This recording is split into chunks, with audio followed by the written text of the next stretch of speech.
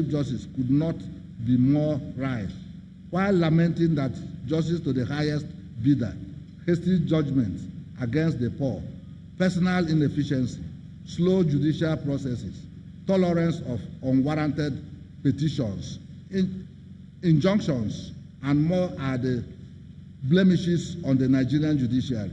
It is important to say that anybody who sits on the bench or in the temple of justice must accept the exceptionally high standard of probity in its demands.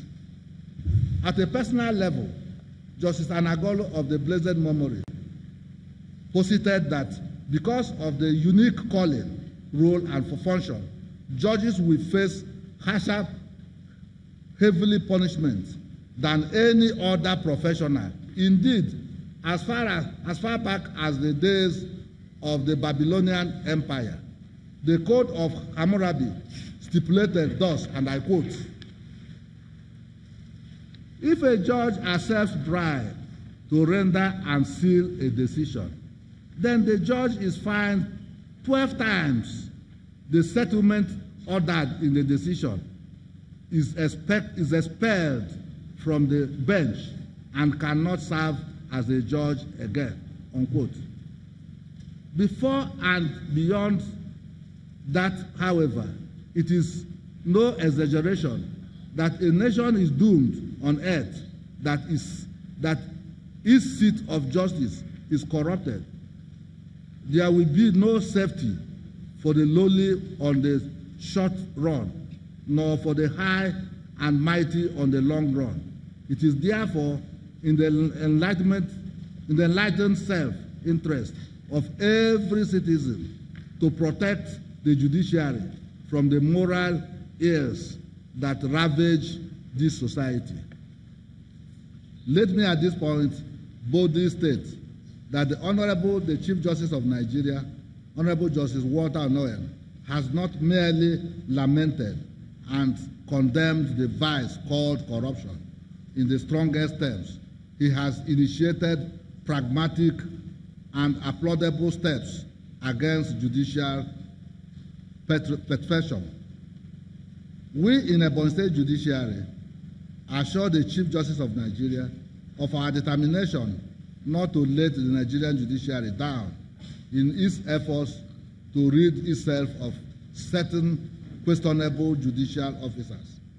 To this end, Ebonyi State Judiciary will continue to accord zero tolerance to any acts of corruption aimed at making justice a commercial commodity.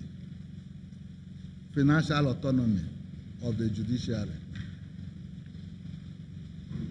The assenting to the fourth alteration of the 1999 Constitution by His Excellency the President Muhammad Buhari, GCFR, which amended Section 121 of the Constitution of the Federal Republic of Nigeria, providing for the financial autonomy of both the legislative and the judicial arm of government, created so much excitement with the judiciary and the legislature during the legal year under review. The general understanding was that with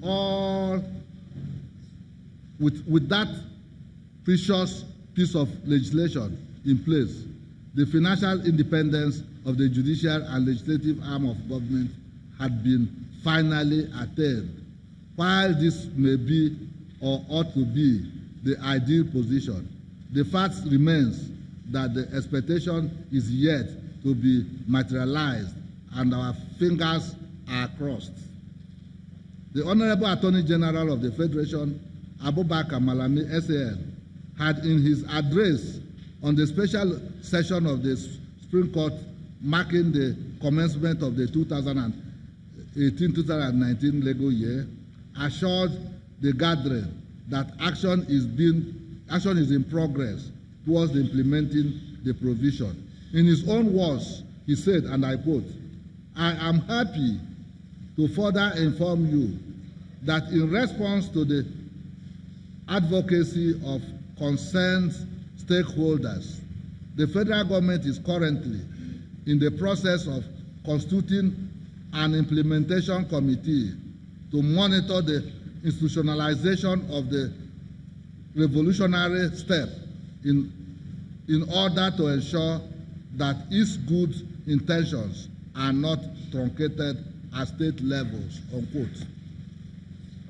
This indeed is heartwarming and reassuring, but I wish to appeal to all authorities concerned to expedite action on the successful implementation of this noble constitutional provision. There is no gainsaying that the fact that development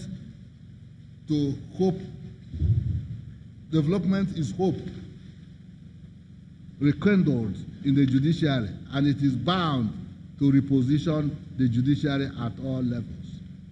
The size and quality of judicial personnel will definitely appreciate, standards will improve, and the fight against corruption will be facilitated.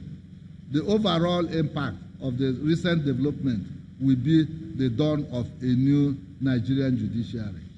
I will not fail to use this medium to commend His Excellency the President and Grand Commander, the President and Grand Commander in Chief of the Federal Republic of Nigeria, General Muhammad Buhari, GCFR, for deeming it wise to give his assent to this bill.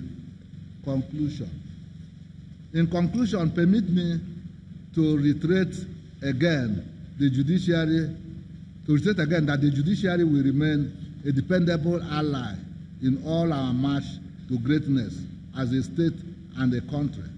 We are determined to do all that is necessary to ensure that the society remains one built on the rule of law and the protection of the fundamental rights and legitimate aspirations of all its members. All that remains is for me to thank you all for your patience in listening to this,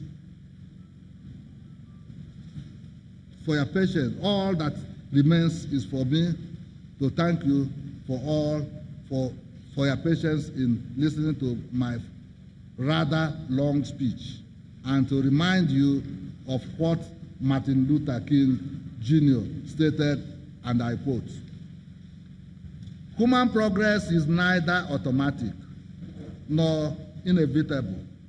Every step towards the goal of justice requires sacrifice, suffering, and struggle.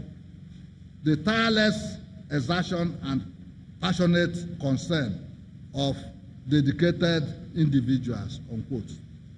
I therefore urge all of us to be patient and always make sacrifice in assessing justice and to make progress in life generally. Appreciation. I would like to take this opportunity to extend our sincere appreciation and gratitude to His Excellency Engineer David Nweze Umahi, FNSC, FNATE, for your magnanimity, various developmental strides, and articulated governance in the state. Thank you, sir, Your Excellency, for your partnership in modernizing our state judiciary and for finding time to be with us today. We also extend our heartfelt gratitude to your deputy, one of our own, Dr. Eric Kelechi Igwe, PhD, who is a member of the noble profession and a friend of the judiciary. Let me also appreciate our Honorable Speaker, Chief Ogbonni Anwifu, and other members of the House of Assembly. I thank the Bishop of Abakaliki Diocese of Anglican Communion, Right Honorable Monde Chukwuma Nkwago, and all the officiating ministers of the diocese who stood in the gap supplicating for us at the Thanksgiving service today. May the good Lord reward all of us. I must at this point pay glowing tribute to my lords, the justices of the Supreme Court of Nigeria and the justices of the Court of Appeal, and also the learned senior advocates who traveled from the western part of the country